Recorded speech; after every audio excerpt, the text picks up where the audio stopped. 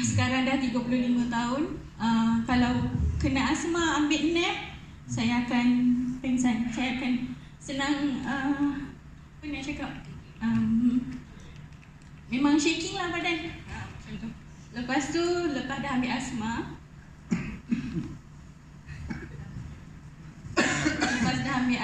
Alhamdulillah tidur sharp pukul 10 mesti saya dah ngantuk.